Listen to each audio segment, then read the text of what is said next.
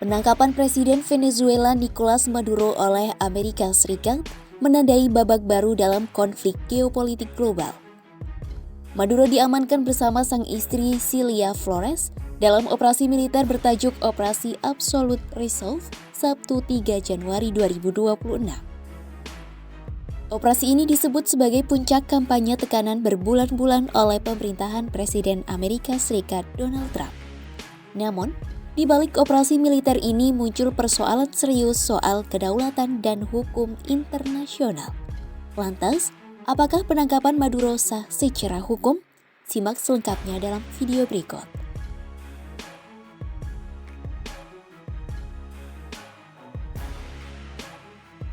Presiden Maduro ditangkap pasukan Amerika Serikat dalam operasi militer Sabtu 3 Januari 2026. Maduro tidak sendiri, ia diamankan bersama istrinya Cilia Flores. Melansir Reuters, penangkapan Maduro ini sebagai puncak operasi kampanye tekanan berbulan-bulan yang dilakukan oleh pemerintahan Presiden Amerika Serikat Donald Trump. Pihak berwenang Amerika Serikat mengatakan, Departemen Kehakiman meminta bantuan militer untuk menangkap Maduro yang telah didakwa oleh Dewan Juri New York atas kejahatan terkait terorisme, narkoba, dan senjata. Bukan hanya Maduro, dakwaan serupa juga dijatuhkan kepada istri, putra, dua pemimpin politik, dan seorang yang diduga pemimpin geng internasional. Jaksa Agung Pambondi mengatakan para terdakwa akan diadili di pengadilan Amerika Serikat. Sementara itu, dalam konferensi pers, Trump menyalahkan Venezuela karena mencuri kepentingan minyak Washington. Ia menyebut pihaknya akan mengambil kembali serta berencana untuk memerintah Venezuela untuk jangka waktu tertentu. We're going to run the country until such time as we can do a safe, proper, and judicious transition. So we don't want to be involved with having somebody else get in, and we have the same situation that we had for the last long period of years. So we are going to run the country until such time as we can do a safe, proper, and judicious transition. And it has to be judicious because that's what we're all about. We want peace, liberty, and justice for the great people of Venezuela, and that includes many from Venezuela that are now living in the United States and want to go back to their country. It's their homeland. We can't take a chance that somebody else takes over Venezuela that doesn't have the good of the Venezuelan people in mind. We've had decades of that. We're not going to let that happen.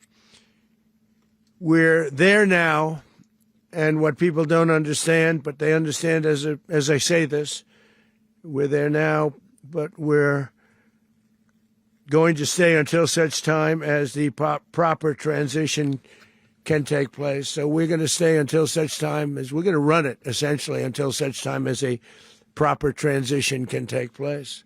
Para ahli hukum internasional mengatakan pemerintahan Trump telah mengacaukan masalah hukum dengan mengklaim operasi itu sebagai misi penegakan hukum yang ditargetkan, sekaligus sebagai potensi pendahuluan bagi kendali jangka panjang Amerika Serikat atas Venezuela. Profesor di Northeastern University yang berspesialisasi dalam hukum konstitusional mengatakan, operasi penegakan hukum lalu berbalik dan menyatakan perlu menjalankan negara tersebut sama sekali tidak masuk akal.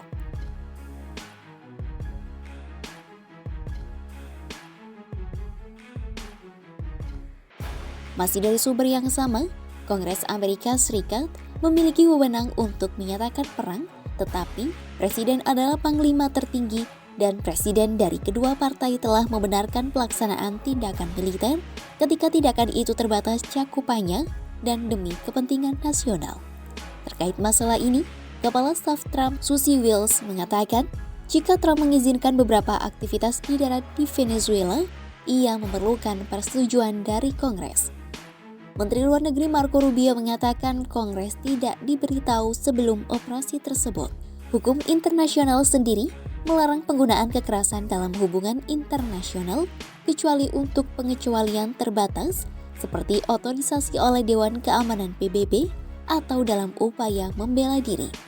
Para ahli hukum mengungkap perdagangan narkoba dan kekerasan geng dianggap sebagai aktivitas kriminal dan tidak memenuhi standar internasional yang diterima tentang konflik bersenjata yang akan membenarkan respons militer. Seorang profesor hukum di Universitas Columbia, Matthew Waxman, mengatakan dakwaan pidana saja tidak memberikan wewenang untuk menggunakan kekuatan militer guna menggulingkan pemerintah asing. Menurutnya, pemerintah Amerika Serikat kemungkinan akan mendasarkan tindakan tersebut sebagai teori pembelaan diri. Selain itu, para ahli hukum juga skeptis Amerika Serikat akan menghadapi pertanggungjawaban yang berarti atas tindakannya di Venezuela, bahkan jika tindakan itu melanggar hukum. Hal tersebut terjadi sebab kurangnya mekanisme penegakan dalam hukum internasional. Melansir DW, tindakan Amerika Serikat atas penangkapan Maduro dinilai melanggar hukum internasional. Klaim itu berdasarkan pernyataan para ahli yang merujuk Piagam PBB Pasal 2 Ayat 4. Pasal itu melarang ancaman atau penggunaan kekerasan terhadap integritas teritorial atau kemerdekaan politik negara lain. Direktur Hukum Global di Universitas Reading di Inggris, Marko Milanovic, mengatakan tindakan Washington sebagai penggunaan kekerasan dengan mengirim ratusan pesawat ke negara lain, menculik presiden dan membunuh puluhan orang. Namun ada pengecualian, yakni otorisasi oleh Dewan Keamanan PBB untuk melanjutkan aksi militer terhadap negara lain. Tetapi, persetujuan itu tidak diminta sebelum Maduro merebut kekuasaan. Dalih dan klaim Washington dalam operasinya di Venezuela pun kemungkinan besar tidak akan diterima oleh standar internasional manapun sebagai alasan untuk membela diri. Penangkapan Maduro oleh pasukan Washington menjadi tindakan yang sangat kontroversial secara hukum dan politik. Pemerintah Amerika Serikat berupaya membenarkan tindakan mereka sebagai operasi penegakan hukum dan pembelaan diri. Tetapi banyak pakar menilai alasan itu tidak kuat baik menurut hukum Amerika Serikat maupun hukum internasional. Pernyataan Trump yang mengaitkan operasi mereka dengan rencana penguasaan Venezuela pun justru semakin memperlemah legitimasi hukum tindakan tersebut.